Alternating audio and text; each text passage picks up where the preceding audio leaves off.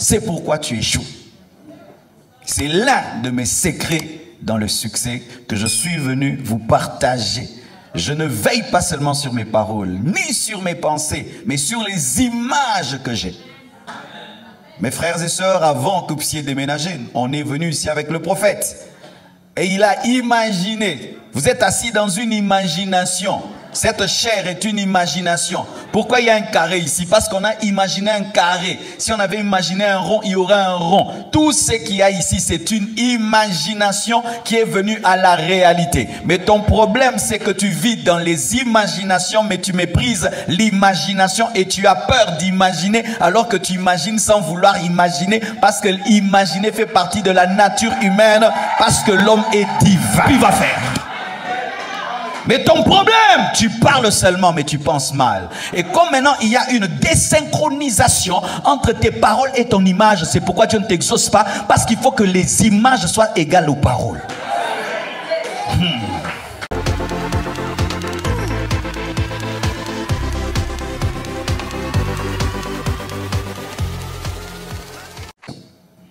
Alors la Bible dit ceci. Or, à celui qui peut faire par la puissance qui agit en nous, infiniment au-delà de tout ce que nous demandons et pensons. À lui soit la gloire dans l'Église, en Jésus-Christ, dans toutes les générations, siècles des siècles. Mais le bon terme, c'est à celui qui peut faire par la puissance qui agit en nous, infiniment au-delà de tout ce que nous demandons et imaginons. Amen. C'est-à-dire quoi?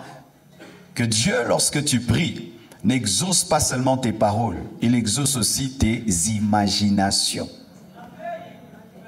Dieu n'exauce pas que les paroles, mes frères. Dieu exauce aussi les pensées. Et donc Dieu exauce aussi les imaginations. De la même manière que nous veillons pour bien parler quand nous prions, nous devons veiller sur la manière de penser quand nous prions, mais aussi sur la manière d'imaginer quand nous prions. Parce que l'imagination a une grande place dans le succès. Ceux qui parlent mal n'échouent, ne réussissent pas. Ceux qui pensent mal ne réussissent pas. Mais aussi ceux qui imaginent mal ne réussissent pas. Tu es très discipliné dans tes paroles, très discipliné dans tes pensées, mais souvent tu n'es pas discipliné dans ton imagination. C'est pourquoi tu échoues. C'est l'un de mes secrets dans le succès que je suis venu vous partager. Je ne veille pas seulement sur mes paroles, ni sur mes pensées, mais sur les images que j'ai.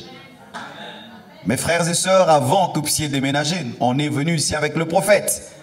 Et il a imaginé. Vous êtes assis dans une imagination. Cette chair est une imagination. Pourquoi il y a un carré ici? Parce qu'on a imaginé un carré. Si on avait imaginé un rond, il y aurait un rond. Tout ce qu'il y a ici, c'est une imagination qui est venue à la réalité. Mais ton problème, c'est que tu vis dans les imaginations, mais tu méprises l'imagination et tu as peur d'imaginer alors que tu imagines sans vouloir imaginer, parce que l'imaginer fait partie de la nature humaine, parce que l'homme est divin. Donne-moi la main que je te parle. Je t'assure, même si on t'a ensorcelé, ta vie va changer aujourd'hui. Je te dis la vérité, ce sont les choses qui ont changé ma vie. Frères et sœurs, je sais que tu es un peu troublé par ce terme à l'église, imagination. Pourquoi? Parce que c'est un terme qui est très utilisé dans l'occultisme, dans la magie, dans le bouddhisme. Alors, ça fait qu'à l'église, si on dit ça, ah, mais ça c'est le New Age, mais ça c'est... Je vais t'expliquer que c'est d'abord biblique avant d'être occulte. La Bible dit ceci dans Jacques 1, verset 5. Si quelqu'un d'entre vous manque de sagesse, qu'il la demande à Dieu, qui donne à tous simplement sans reproche, et elle lui sera donnée. Mais qu'il la demande avec foi, sans douter, car celui qui doute est semblable au flot de la mer, agité par le vent et poussé de côté et d'autre, qu'un tel homme ne s'imagine pas. C'est un livre de magie qui a dit ça. La Bible dit qu'un tel homme ne s'imagine pas.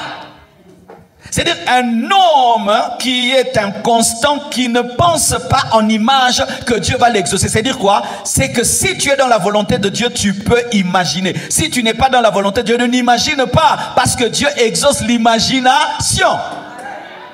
C'est écrit dans la Bible qu'un tel homme n'imagine pas qu'il recevra quelque chose du Seigneur. Donc, je peux imaginer recevoir quelque chose du Seigneur. Je peux me voir exaucer. Je peux me voir réussir. Je peux m'imaginer multimillionnaire. Je peux m'imaginer ressusciter les morts. Je peux m'imaginer avoir un impact international. Je peux m'imaginer prêcher devant une église de 100 000 personnes. Je peux m'imaginer percer à tous les niveaux. Je peux m'imaginer avoir ce que je demande. Je peux m'imaginer être dans ce que je désire. Je peux voir en avance ce que je veux devenir dans le futur. Je peux penser en image ce que je veux que ma vie devienne. Je peux l'imagination. Frères et sœurs, les païens l'ont compris. C'est pourquoi ils font des avions. L'avion, avant qu'il soit avion, c'est une image. Un gratte-ciel à Dubaï qui est comme ça, c'est une image. Dans l'architecture, il y a l'imagination. Les plus grands architectes sont des imaginateurs.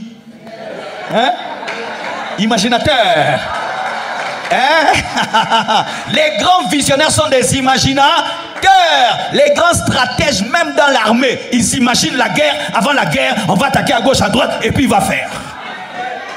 Mais ton problème, tu parles seulement, mais tu penses mal. Et comme maintenant, il y a une désynchronisation entre tes paroles et ton image, c'est pourquoi Dieu ne t'exauce pas, parce qu'il faut que les images soient égales aux paroles.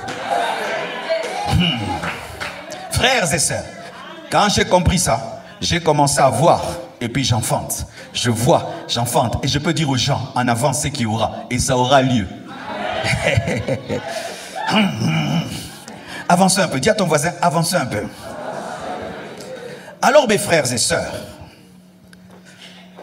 il faudrait que tu arrives à fusionner l'imagination avec ta parole.